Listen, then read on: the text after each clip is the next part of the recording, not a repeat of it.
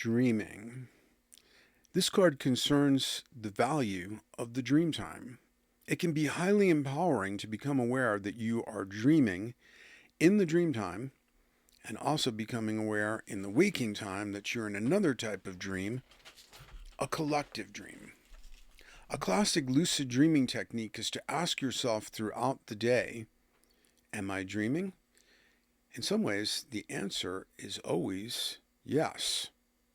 The heart has two phases, contraction and expansion, systole and diastole, they're called. Mammalian incarnation has two phases it cycles through daily, waking and dreaming. We are interdimensional travelers, arriving from another dimension at birth and departing to other dimensions at death. The cycle of the day recapitulates the cycle of a life. At night/old age, we run out of energy, grow sleepy, and eventually surrender to the temporary oblivion of sleep/death. Sleep-death is not an eternity of velvet darkness.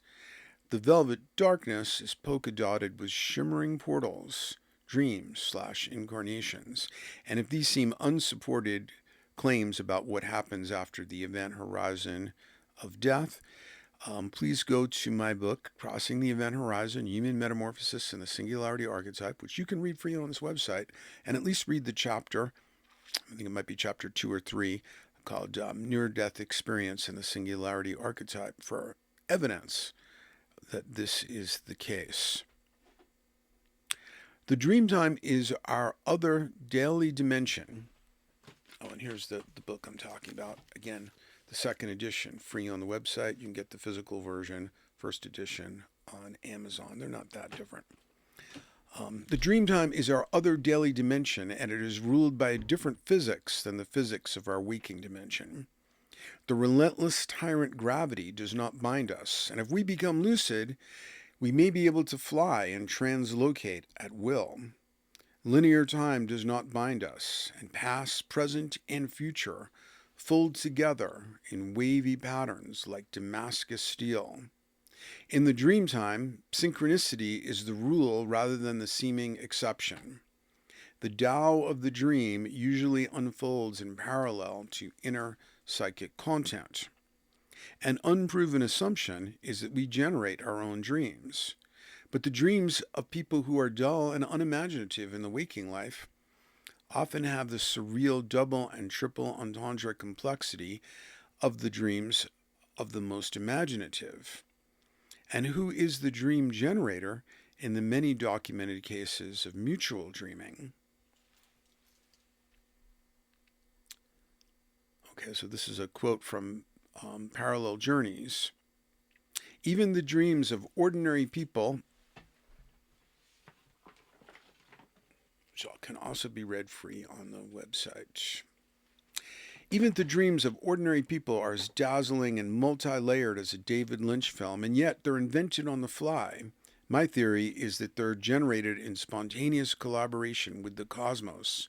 Our psyches are like bubbles floating in a field of infinite potential.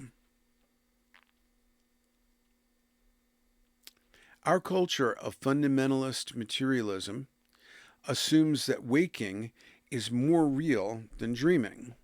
Waking and dreaming are just both perceptions that something seems to be going on. Physics tells us that the seemingly solid objects of our waking life are actually patterned energy.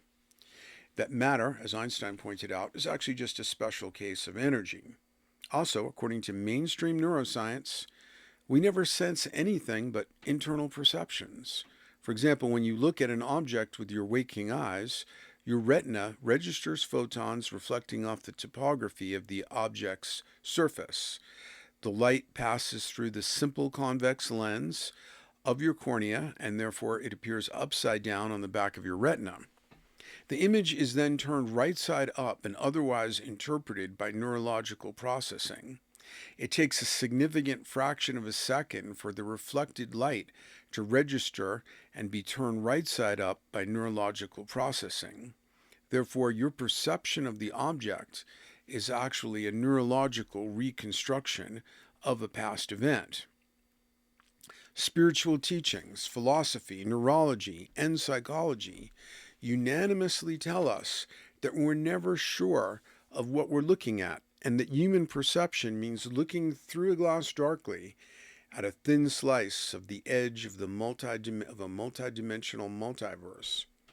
So it is merely cultural prejudice to assume that the patterned energy we perceive in our waking life is more real than the patterned energy we perceive in the dream time.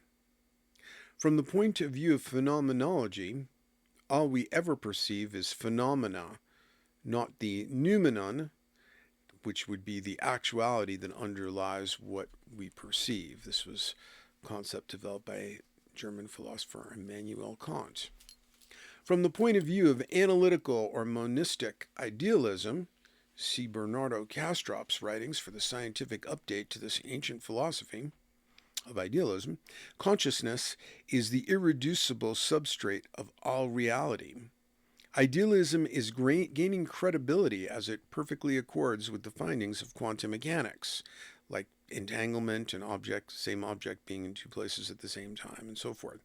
I'm somewhere in the idealist camp, idealist/panpsychist camp, and so was Jung.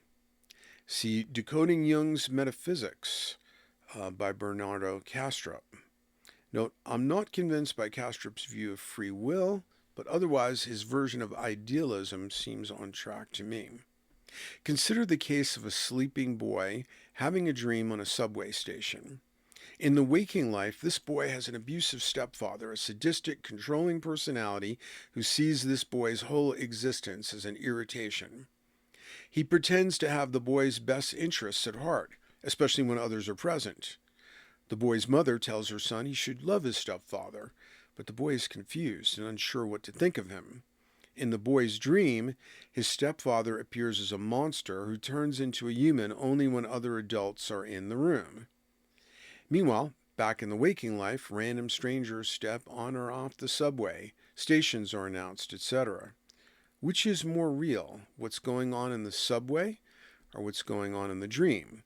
If your point of view is meaningfulness or relevance to the boy, then the dream seems more real. And of course, if you're one of the strangers getting on the train, then the announcements and the world of the subway car would seem more real. There's a Jewish tradition that says an uninterpreted dream is like an unopened letter. That overstates the case for dream interpretation. Dreams are not puzzles waiting to be solved. They are life experiences. Dream interpretation is at least as subjective and limiting as life interpretation. For example, it would probably be meaningless to attempt an interpretation of what you did last Tuesday. But on some Tuesday, there could be a dramatic, memorable episode of the sort that would later become a frequently repeated story or anecdote. These dramatic episodes could be subject to interpretation, such as, "That certainly taught me never to believe that people are who they say they are." Similarly, most of the dreams that people bring for dream interpretation are dramatic episodes where insistent meanings are trying to break through from dream time to waking time.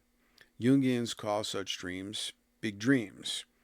So, most people don't remember most of their dreams. When they do remember one, then it's often a big dream. The only reason dream interpretation works, when it does work, is that most people don't recall all their dreams, just the big dreams. After 60 years of dream interpretation, Jung couldn't make sense of most of his dreams. Same with me, because I have high dream recall. During my 6 years of Jungian analysis in my 20s, when I had complexes left over from childhood to work out, I had many big dreams to bring to my weekly sessions. I would type up pages of dreams and notes and stuff for each session. Once those complexes became conscious, however, I had fewer big dreams. A common assumption about dreams is that we are alone in a world of our own imagining. Sleeping and dreaming are boundary-dissolving states, and our dreaming psyche may overlap with other dreaming psyches or autonomous entities able to travel into the dreamtime dimension. These impingements may be unwelcome intrusions or highly welcome visits from the living or dead. The occurrence of this card is a reminder of the importance of the dream time as the other daily phase of your present incarnation. Don't fall asleep to the spell of forgetfulness, the Babylon Matrix spell of forgetfulness about the Dreamtime dimension.